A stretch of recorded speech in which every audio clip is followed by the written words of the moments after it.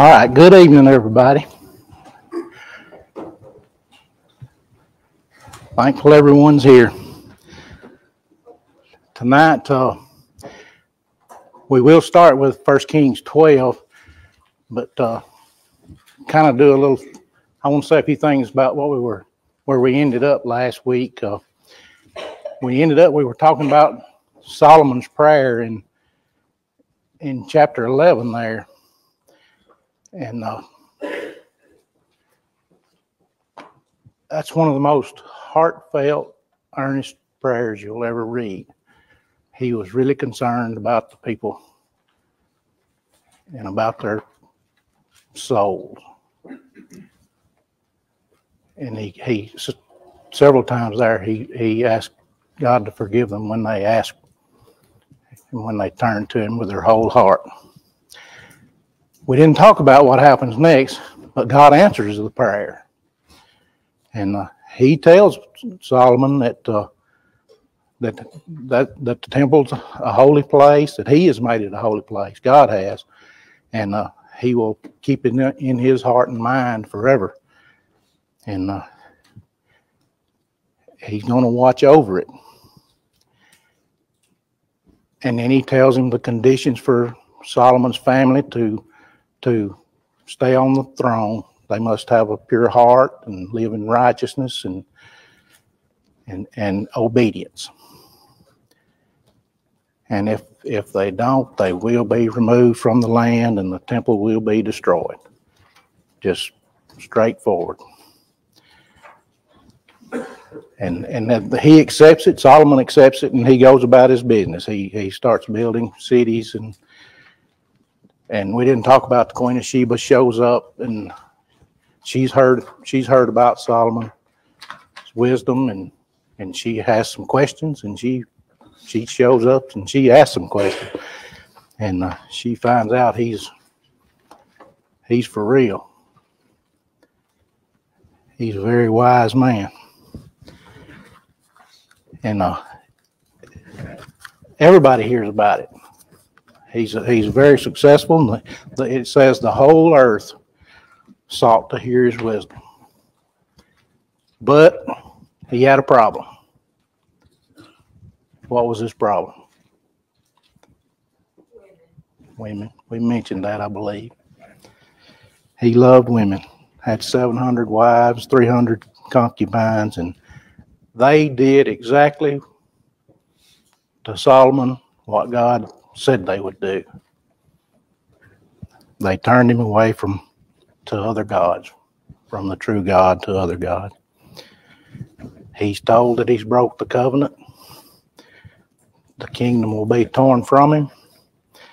And God immediately raises up some adversaries, Hadad, Rezon, and Jeroboam. And that's who we're going to learn about.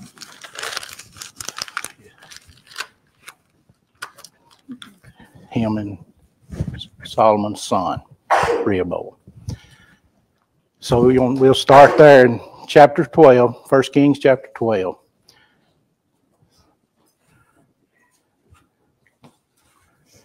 And I want to say one more thing. In chapter 11 and 28, Jeroboam is told by God through Ahijah that he will become king over the 10 tribes. And he's given a promise with conditions there also. You know, all you got to do is live right and obey, and your family's going to reign forever. Same thing Solomon was told. Does he do it? No. So let's read the first 4 verses here in chapter 12. Rehoboam went to Shechem, for all Israel had come to Shechem to make him king. And as soon as Jeroboam the son of Nebat heard of it, for he was still in Egypt, where he had fled from King Solomon, then Jeroboam returned from Egypt.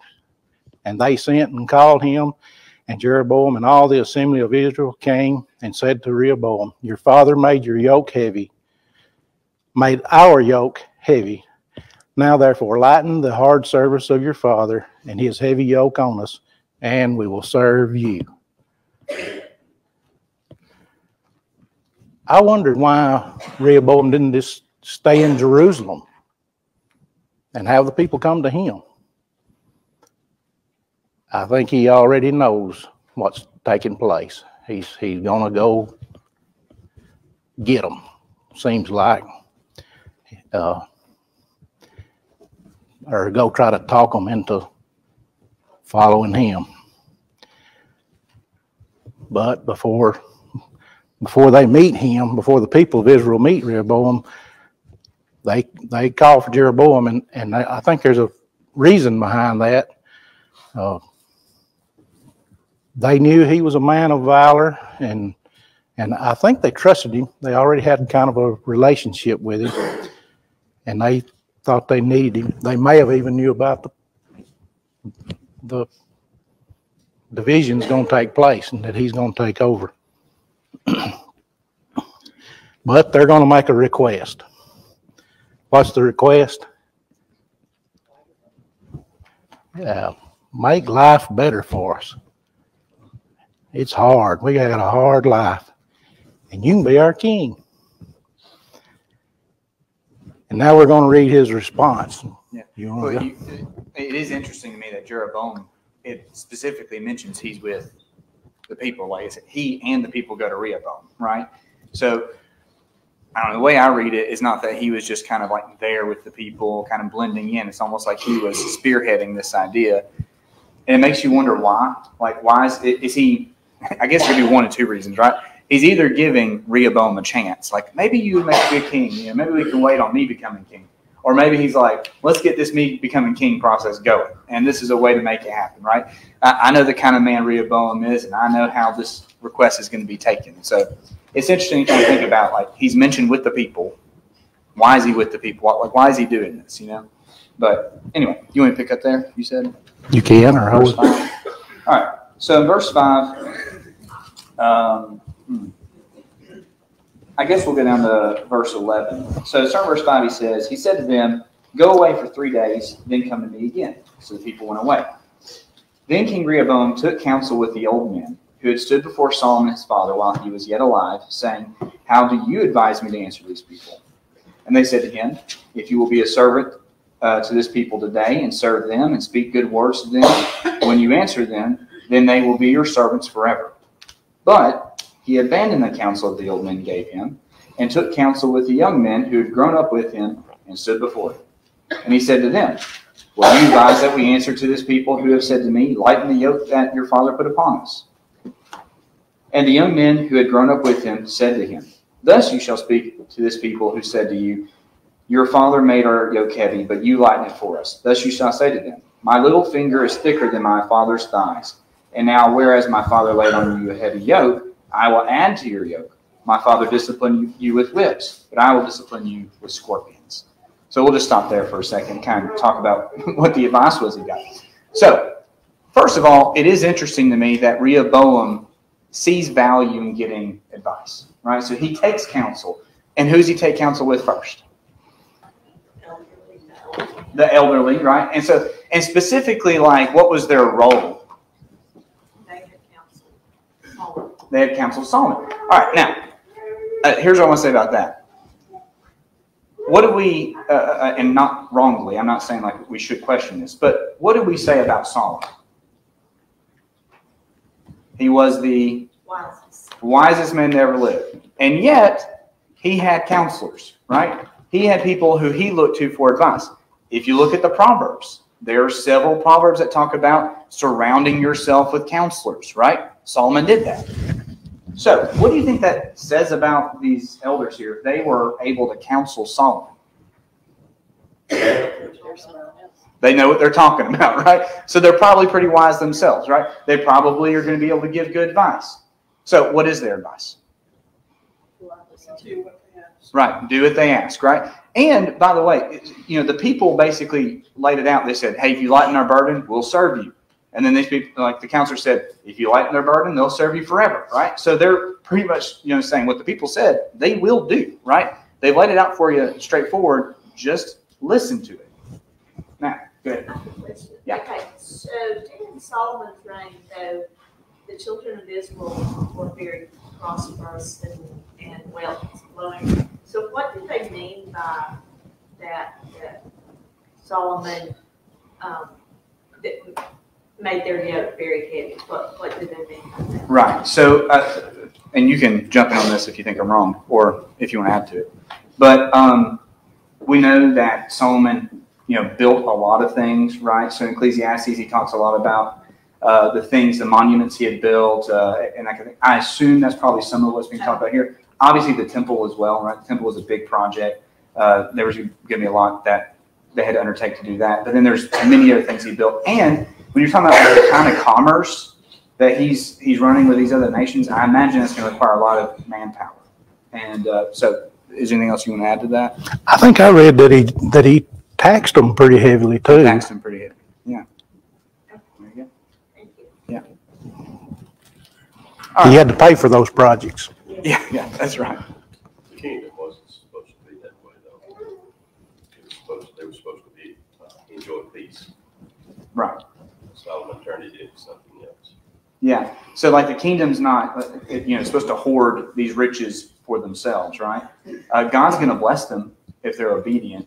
But it's not upon them to be like, okay, let's keep this all for ourselves. It's about giving back to God. So he gets this advice from the elderly counselors. What does he do? He ignores it. Now, it's interesting, at least this is the way I read it. It's kind of like it gives us a preview before it tells us what someone else tells him. It gives us previews like, by the way, this thing he just heard, he's not going to listen to it. Here's the other thing he heard. So who else did he go to? Yes, his friends. Now, it is interesting. So it talks about, those who are younger, and it specifically said, let's see, who had grown up with him, right? Those who had grown up with him. Now, before we listen to, we've already read what they said, but before we really think about it, you have those who are older and those who are younger. Who's probably going to give better advice? Probably the older ones, right? They have experience. That's right. I heard that. They've seen situations like this play out. Also, again, they've worked with Solomon. They know how to specifically work like in the kingly realm, dealing with the people. Are the younger ones going to have that kind of experience, that kind of knowledge? No. What's their advice? Yeah, double down. Be harsher, right? So, interesting imagery, right? So what's the imagery that they bring up? Solomon's, when you read the already different than it was about, but somebody's, because I read it. Anyway, about talking about one thing being smaller than the other. Yes, yeah. So I think mine said like your little finger and a thigh or something, right? Mine said waist. Oh, waist, yeah. Oh, I think mine said thighs, my father's thighs, so maybe together, so it'd be waist-ish, I guess. But either way, the idea is that you thought my father was heavy-handed, like you see how heavy my hand is, right? Also, not only is he saying he's going to put more on them, what happens if they maybe refuse? The punishment's going to be harsher, right? So the promise may be of more work, but then if you refuse the work, you're going to be punished harsher. Okay. Now, we already know what he's going to do with that. And maybe it's okay if I go ahead and read through 15. Well, I want to say one more thing. I kind of felt like he already knew he was going to reject. He already had his mind made up. And he wanted somebody to confirm and tell him what he wanted to hear. And people are that way today. They seek someone to tell them what they want to hear. And it's mentioned in the New Testament. We can read it, I guess. 2 Timothy chapter 4. For the time is coming when people will not endure sound teaching, but having itching ears, they will accumulate for themselves teachers to suit their own passions, and will turn away from listening to the truth and wander off into myths.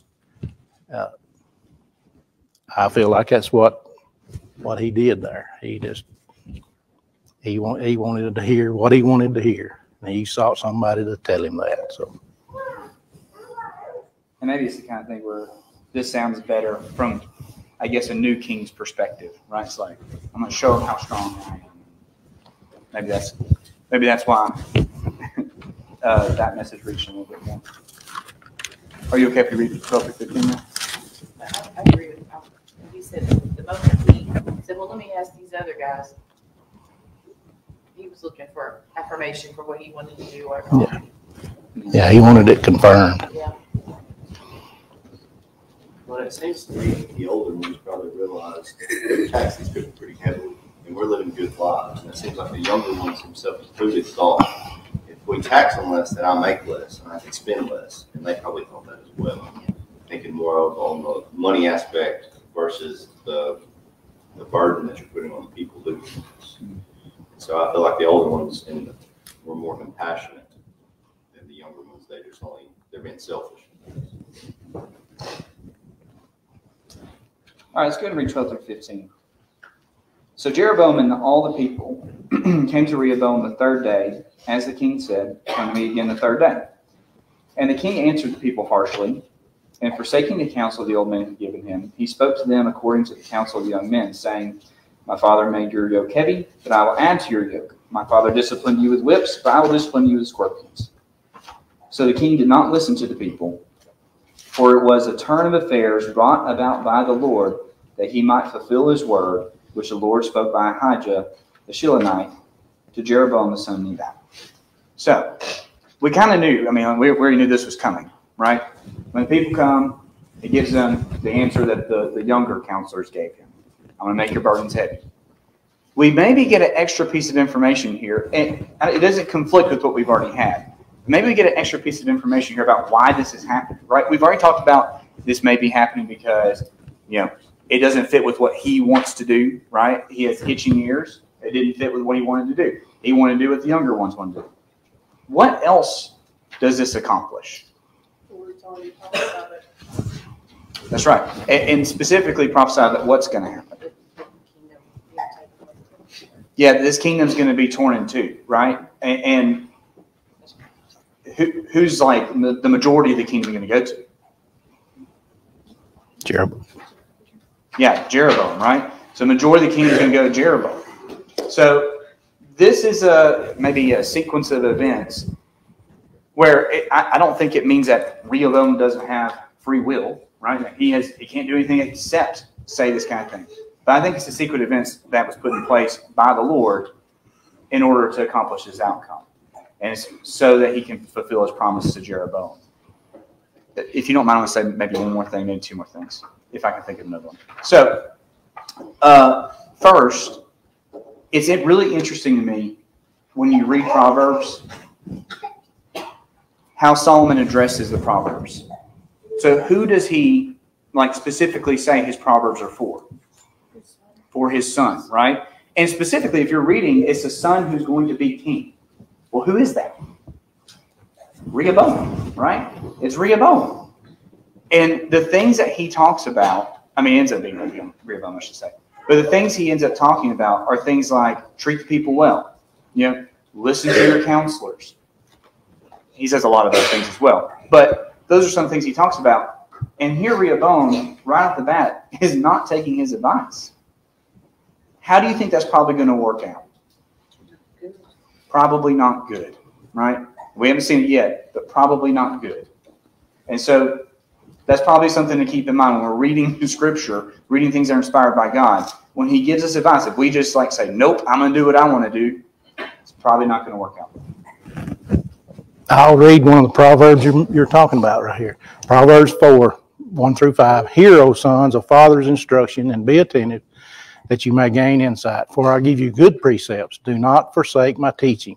When I was a son with my father, tender, the only one in the sight of my mother, he taught me and said to me, let your heart hold fast to my words, keep my commandments and live.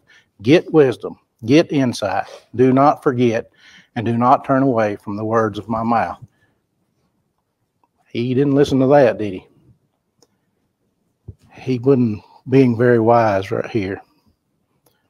Do you think he wrote Proverbs after he'd already committed all those sins. I mean, what if, or did he die in his sins at the end of, the end of his life? Because I mean, it sounds like he's got regret.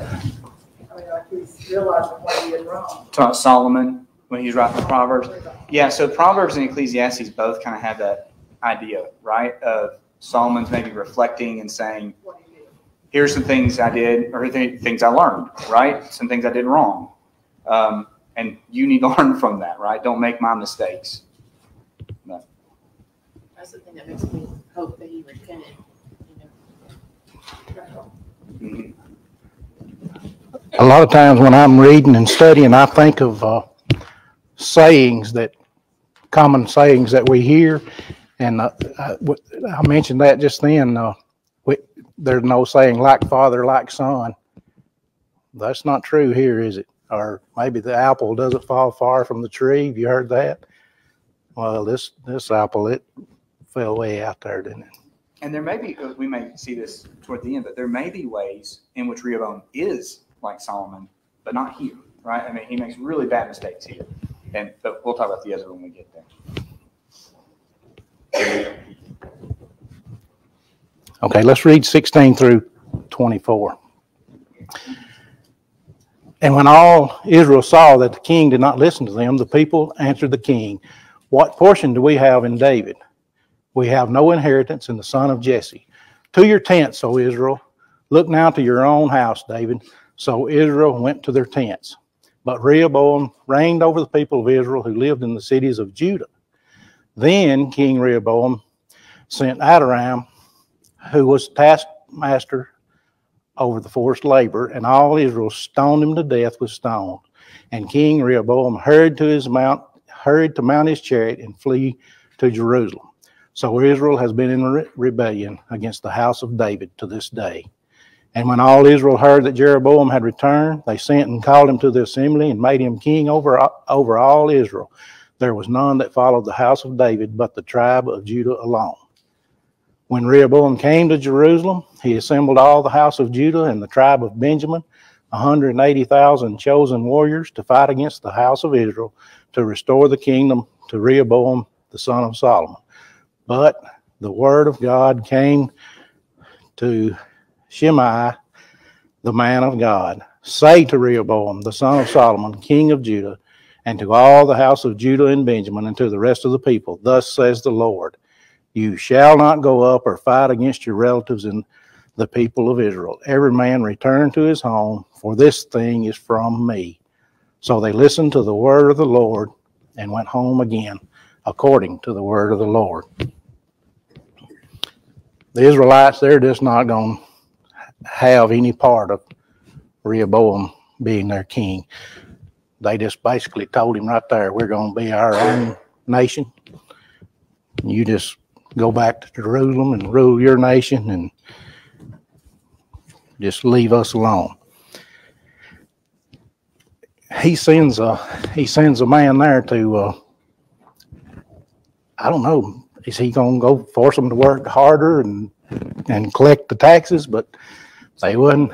Yeah, they're not going to have that. And they stone him to death. And when that happens, he knows he's in trouble and he gets out of town quick. He didn't want them getting after him, I guess. So word gets around about Jeroboam being back in town, and the people there in Israel, they say, "He's our man." Like I said earlier, they already have a relationship with him because Solomon had made him be a supervisor over the workforce. And Ahijah had already prophesied about him being their king. So what did Rehoboam do when he got back to Jerusalem? What does it say he did? He looked to go fight and get the people back. Yeah, he gathered up an army. But God put a stop to that, didn't he? Don't go fight your brothers.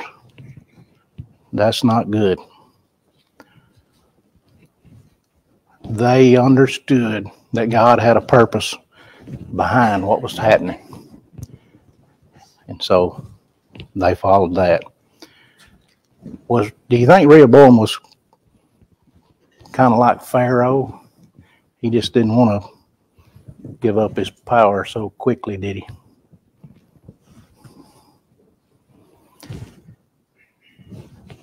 Verse 24 there, it says, God tells them, this thing is from me.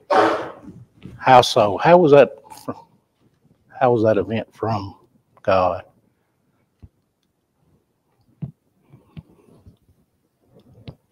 First off, go ahead. First off, it was prophesied.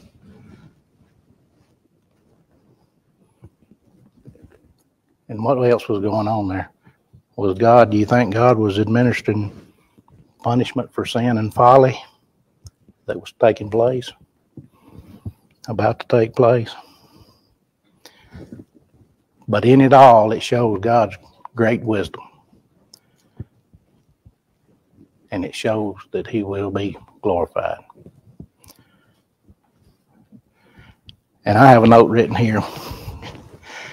When someone, and I think I mentioned this in a invitation one time, people ask a question, why doesn't God do something about all the evil in the world? And he may be using evil to accomplish something that we just don't even know about. It goes back to the God rules and the kingdoms of men. God rules in the kingdoms of men. But let's be sure of this. God does not cause sin to happen. Don't. Just remember this. The death of Jesus is one of the most evil things that man could have ever done. But God was in that. He was accomplishing something through that. You know, one thing I think is interesting in this, since now that we officially have the divine,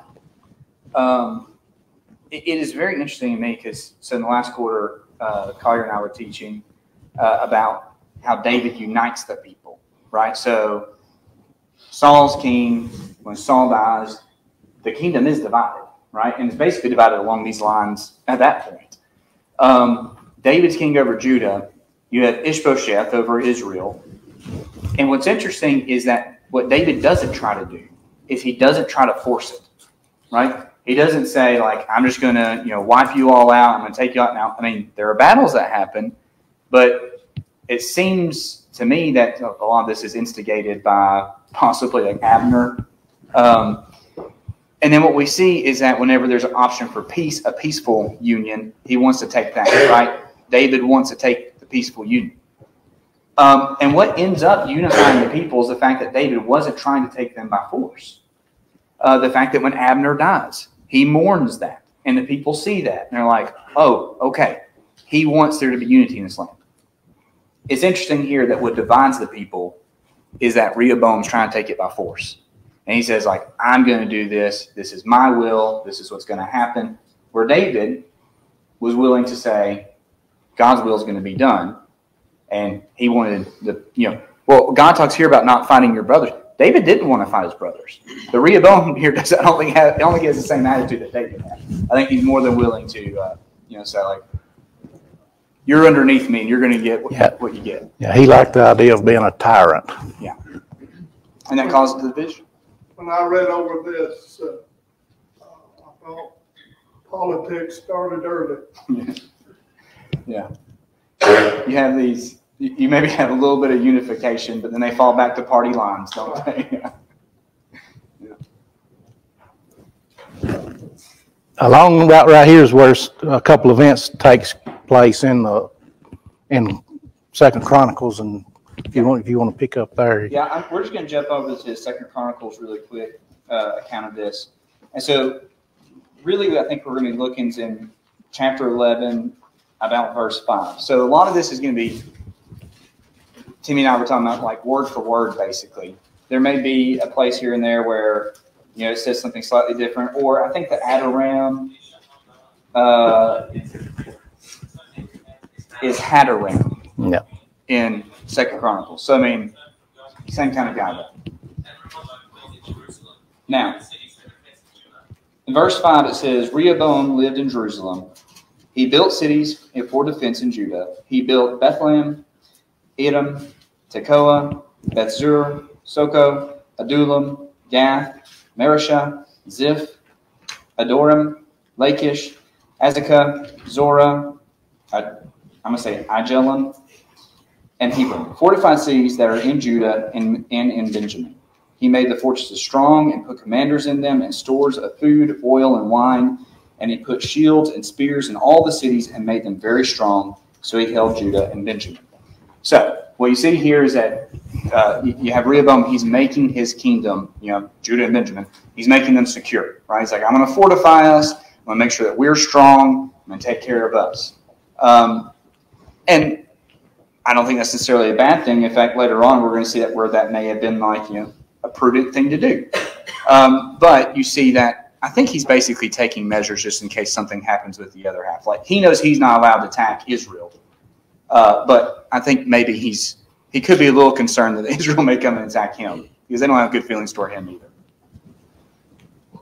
Is there anything you want to add? Well, I believe in that. It says that in verse 5 there, he was to defend. He built up these cities and fortified them to defend them. But in verse 12 it says, so he held Judah and Benjamin.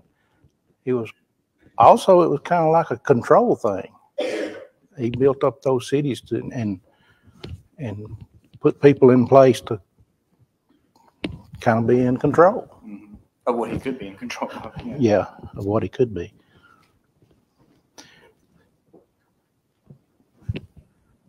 You think we should jump back to the... No. I feel like this right here is taking place at the same time. While this is taking place in Judah, he's building these cities and everything. I feel like there's something happening in Israel, and it's the next verses there in 2 Chronicles 11. You can, or okay. So you want to go through like what 17? Okay. And the priests and the Levites who were in all Israel presented themselves to him from all places where they lived. For the Levites left their common lands and their holdings and came to Judah and Jerusalem, because Jeroboam and his sons cast them out from serving as priests of the Lord. And he appointed his own priests for the high places and for the goat idols and for the calves that he had made. And those who had set their hearts to seek the Lord God of Israel came after them from all the tribes of Israel to Jerusalem to sacrifice to the Lord, the God of their fathers. They strengthened the kingdom of Judah, and for 3 years they made Rehoboam the son of Solomon secure, for they walked for 3 years in the way of David and Solomon. All right, so we see that he's making his kingdom strong militarily. What happens after that for his land, I guess? Who comes to him? The Levites and the priests, right? Why? They have a problem. Jeroboam cast him out. Yeah. I mean, Jeroboam's not going to give him a job, is he?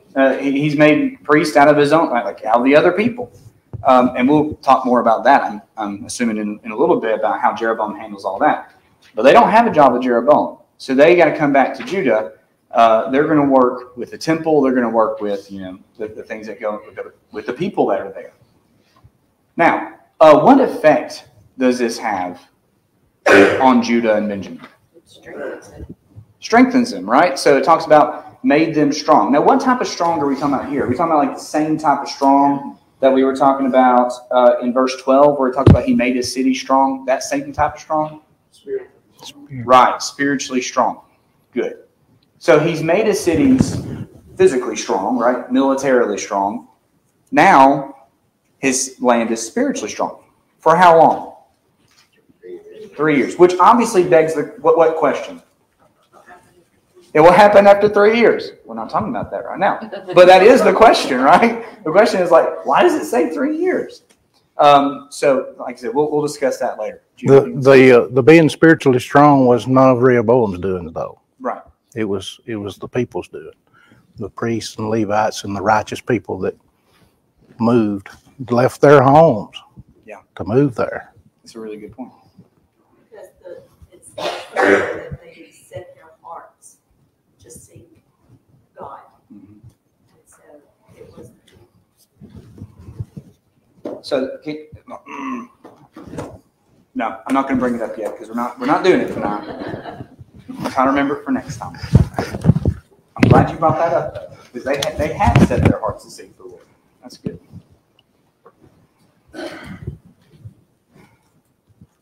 Let me find my place here.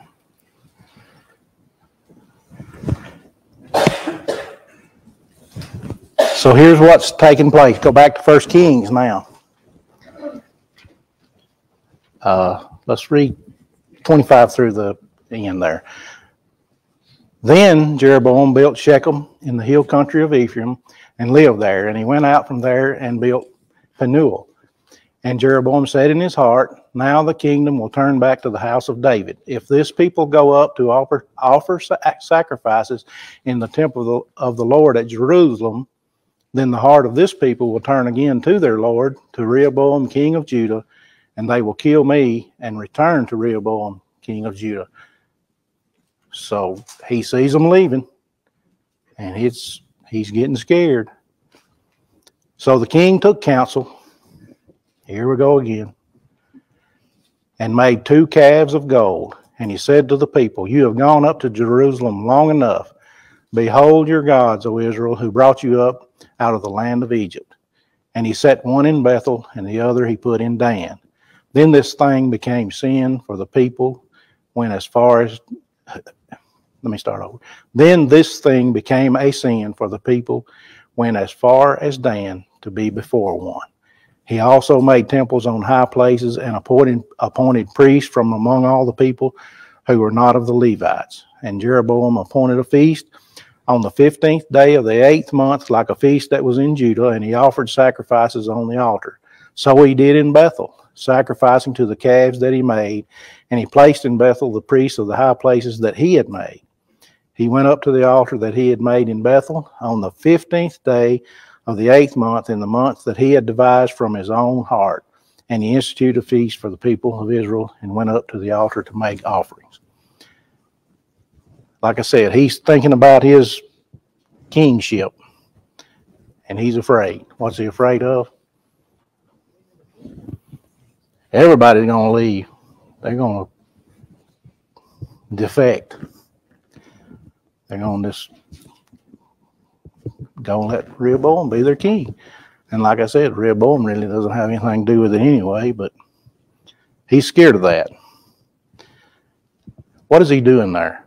He's taking the focus off of God and putting on the people, like what pleased them. Okay, his own desire, right? He put his own desire over spirituality. And the people, like, I get to be a priest now, even though I'm not a Levite, you know. And I don't have to travel all the way to Jerusalem. He's like, Yeah. not the way I'm trying to say, but do things to Trying to authorize them. yeah, and to entice them to say, hey, this sounds good to me. Like I don't have to travel. I can be a priest too now. I can be special. It's more people focused than God focused. Yeah, so really, how did he do that? It's something that was kind of like. He told them, he said, behold your gods that brought you out of Egypt. Which that worked really well the first time that he did that, right? Yeah. Yeah. Yeah, but I mean, he was trying to make it out like that was God, No.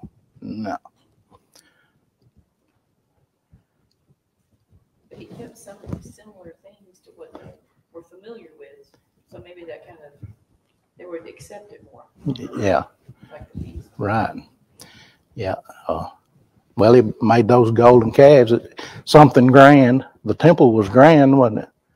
So he built something grand. And It is interesting to me that his concern is, well, if they worship God the way they're supposed to, they may not stay with me. It's like, well, what's the only reason he has the kingdom? The kingdom is because God gave it to him.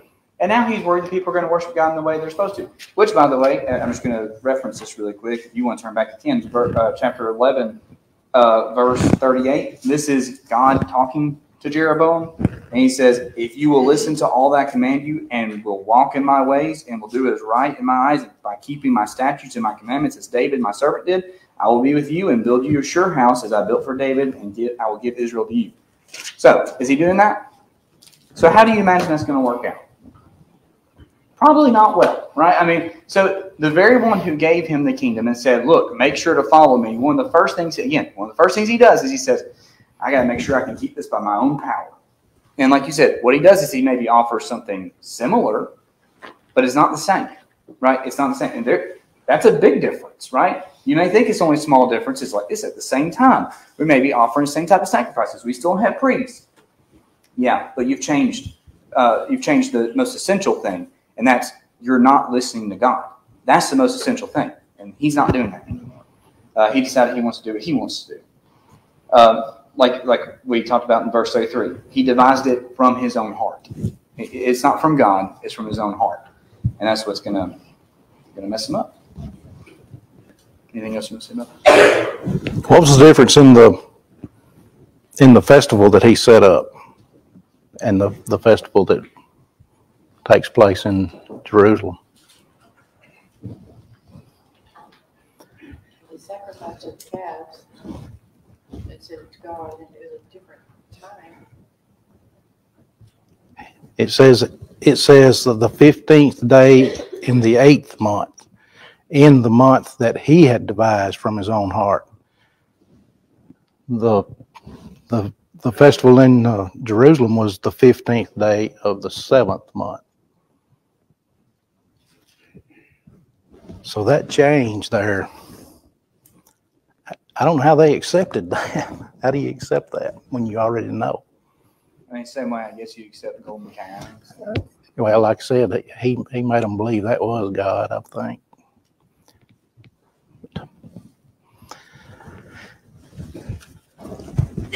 That's all I've got. Okay. Well, then I do want to talk just a little bit about the very end of chapter 11, of the Second Chronicles. Yeah, I do have that. Second Chronicles chapter 11.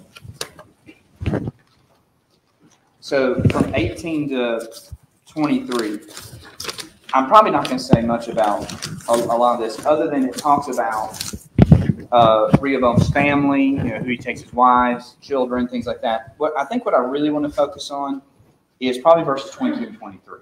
So let's look at those really quick. So 2 Chronicles 11, 22 to 23. It says, and Rehoboam appointed Abijah, the son of Maacah, as chief prince among his brothers, for he intended to make him king. And he dealt wisely and distributed some of his sons throughout all the districts of Judah and Benjamin and in all the fortified cities, and he gave them abundant provisions and procured wives for them. So I want to focus mainly on the very beginning of verse 23. How did he deal? Wisely. We would look at this and be like, whoa, what does that mean? How did he deal wisely? How did he deal wisely? Worldly, right? We're not taught, there are different types of wisdom, right? In Proverbs, I think you have different types of wisdom in Proverbs. I think you have earthly wisdom. I think you have spiritual wisdom in Proverbs. I think Rehoboam listened to some of Solomon's advice. Probably not the most important advice, right? He listened to the advice, I think you talked earlier about the advice he liked to listen to. He liked the idea of securing his kingdom. He liked the idea of maybe being wealthy and things like that. So he did deal wisely in some ways with worldly wisdom. I think the thing he missed was that's not going to lead to real success, right? He may think it does, but it doesn't. Well, he already had made his mind up that Abijah was going to be the heir to the throne there, and he had this wisdom. He distributed all of his other children, which it says he had 28 sons. He distributed them out in the land, and I believe he thought that was wise to keep any conflict, keep them from fighting each other, especially fighting with Abijah.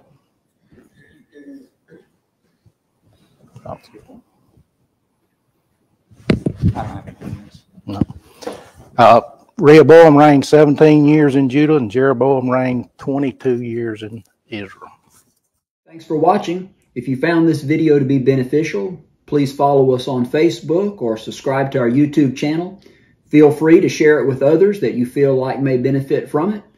If you need to contact us, please contact us via email at quinn.church@yahoo.com. Also, if you're in the area, we would love for you to come visit with us at one of our assemblies. Have a good day.